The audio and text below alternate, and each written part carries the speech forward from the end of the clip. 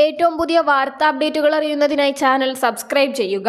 ദേശീയ പാർട്ടികളെന്നോ പ്രാദേശിക പാർട്ടികളെന്നോ വ്യത്യാസമില്ലാതെ പ്രതിപക്ഷ പാർട്ടികളെ ഇഡി വേട്ടകളും ആദായനികുതി വകുപ്പിന്റെ നോട്ടീസുകളും കൊണ്ട് ഇലക്ഷൻ കാലത്ത് തളച്ചിടാമെന്ന ബിജെപിയുടെ കണക്കുകൂട്ടൽ പാളി തുടങ്ങിയിരിക്കുന്നു. അകന്നുമാറി നിന്ന തൃണമൂൽ കോൺഗ്രസ് ഉൾപ്പെടെ അകന്നു നിന്ന പ്രതിപക്ഷ കക്ഷികൾ കൂടി ഇന്ത്യ മുന്നണിക്ക് കീഴിൽ കൂടുതൽ ഒരുമയോടെ നിന്ന് ബിജെപിക്കെതിരെ ശക്തമായി പോരാടുവാനുള്ള തയ്യാറെടുപ്പ് തുടങ്ങിയിരിക്കുന്നു. കേജ്രിവാളിനെ ജയിലിലാക്കിയതോടെ താഴെത്തട്ടിൽ കോൺഗ്രസ് ആം ആദ്മി പ്രവർത്തകർ തോളോട് തോൾ ചേർന്ന് പ്രവർത്തിക്കുന്ന സാഹചര്യം ഉരുത്തിരിഞ്ഞത് ഡൽഹി ബിജെപി ഘടകത്തെ ആശങ്കയിലാഴ്ത്തുന്നുണ്ട്. അതിനിടെയാണ് 6 മാസം അന്വേഷിച്ചിട്ടും ആം ആദ്മി പാർട്ടി നേതാവും എം പിയുമായ സഞ്ജയ് സിംഗിനെതിരെ ഒരു തെളിവും കണ്ടെത്താൻ ഇഡിക്കായില്ലെന്ന് പറഞ്ഞ് സുപ്രീം കോടതി ജാമ്യം അനുവദിച്ചത്. അഴിമതി കേസിലെ പണം കണ്ടെത്താനായില്ലെന്നും കോടതി വിമർശിച്ചു. സഞ്ജയ് സിംഗിനെ 2023 ഒക്ടോബർ 4-ന് ഡൽഹിയിലെ അദ്ദേഹത്തിന്റെ വസതിയിൽ നടത്തിയ പരിശോധനകളെ തുടർന്നാണ് ഇഡി അറസ്റ്റ് ചെയ്തത്.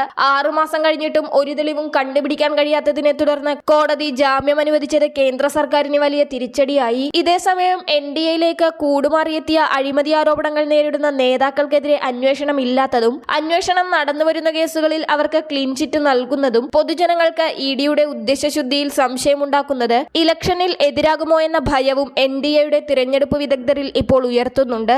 ഒടുവിൽ NCP അജിത് പവാർ പക്ഷ നേതാവായ പ്രഫുൽ പട്ടേലിനെതിരായ അഴിമതി കേസാണ് CBI ക്ലീൻ ചിറ്റ് നൽകി അവസാനിപ്പിച്ചത്. പ്രഫുൽ പട്ടേൽ വ്യോമയാന മന്ത്രിയായിരിക്കെ നടത്തിയെന്ന് പറയുന്ന അഴിമതി കേസാണ് മഹാരാഷ്ട്രയിൽ BJP നേതൃത്വം നൽകുന്ന NDA സഖ്യത്തിനൊപ്പം പ്രഫുൽ പട്ടേൽ കൈകോർത്ത് 8 മാസങ്ങൾക്കകം കേസ് CBI അവസാനിപ്പിച്ചത്. അതുപോലെ അജിത് പവാറിനെതിരെ 25,000 കോടി രൂപയുടെ സഹകരണ ബാങ്ക് വായ്പാ തട്ടിപ്പ് കേസ് അവസാനിപ്പിക്കുവാൻ പോലീസിന്റെ സാമ്പത്തിക കുറ്റാന്വേഷണ വിഭാഗം വിചാരണ കോടതിയെ സമീപിച്ചത് ഈ മാസം ആദ്യമാണ്. തെളിവില്ല എന്ന് പറഞ്ഞാണ് ഈ കേസിലും റിപ്പോർട്ട് സമർപ്പിച്ചത്.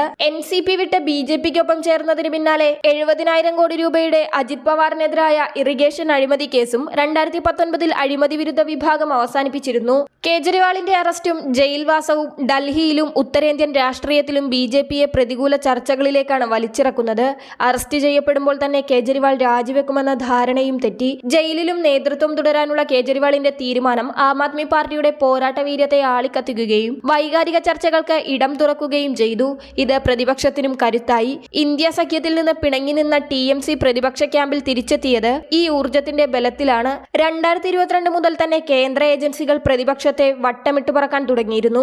ഭീഷണിയിലും പ്രലോഭനത്തിലും കളം മാറാൻ തയ്യാറായവർക്കെതിരെ കേസില്ല. മുഖ്യ പ്രതിപക്ഷമായ കോൺഗ്രസിനെയാണ് തുടക്കത്തിൽ ലക്ഷ്യമിട്ടതെങ്കിലും ഇന്ത്യ സഖ്യം രൂപമെടുത്തതോടെ പ്രതിപക്ഷ നിരയിലെ പ്രാദേശിക പാർട്ടികളെയും നോട്ടമിട്ടു തുടങ്ങി. ശാരദ കുംഭകോണം ഉൾപ്പെടെയുള്ള പലതരം ഇടപാടുകളിൽ TMC നേതാക്കളുടെയും വിവിധ വിഷയങ്ങളിൽ മായാവതി ഉൾപ്പെടെയുള്ള BSP നേതാക്കളുടെയും പേരിൽ വർഷങ്ങളായി കേസുകൾ നിലവിലുണ്ടെങ്കിലും ആം ആദ്മി പാർട്ടി, ജാർഖണ്ഡ് മുക്തി മോർച്ച, BRS തുടങ്ങിയ പാർട്ടികളുടെ പേരിലുള്ള കേസുകൾ അത്ര പഴയതല്ല. മുഖ്യമന്ത്രി അടക്കമുള്ള നേതാക്കളുടെ അറസ്റ്റിലേക്ക് കാര്യങ്ങൾ നീങ്ങിയതാകട്ടെ കഴിഞ്ഞ 60 ദിവസത്തിനുള്ളിലും. ലോക്സഭാ തിരഞ്ഞെടുപ്പ് നടപടിക്രമങ്ങൾ ആരംഭിച്ചിരിക്കെ ED അന്വേഷണങ്ങളും അറസ്റ്റുകളും പ്രതിപക്ഷ നേതാക്കൾക്കു നേരെ നിരന്തരം അരങ്ങേറുന്നതിനെതിരെ പൊതുസമൂഹത്തിൽ ചർച്ചകൾ ഉയരുന്നുണ്ട്. ഇത് തിരഞ്ഞെടുപ്പിനെ സ്വാധീനിച്ചേക്കാം. തിരഞ്ഞെടുപ്പ് കഴിയുന്നതുവരെ നടപടികൾ നിർത്തിവെക്കാവുന്നതാണെന്ന് മുൻ മുഖ്യ തിരഞ്ഞെടുപ്പ് കമ്മീഷണർ SY ഖുറൈഷി പറയുന്നു. എന്നാൽ അന്വേഷണ ഏജൻസികളോ സർക്കാരോ അല്ല, കേസുകളിൽ തീർപ്പ് കൽപ്പിക്കുന്നത് കോടതികളാണെന്നാണ് BJPയുടെയും കേന്ദ്ര സർക്കാരിന്റെയും ന്യായീകരണം.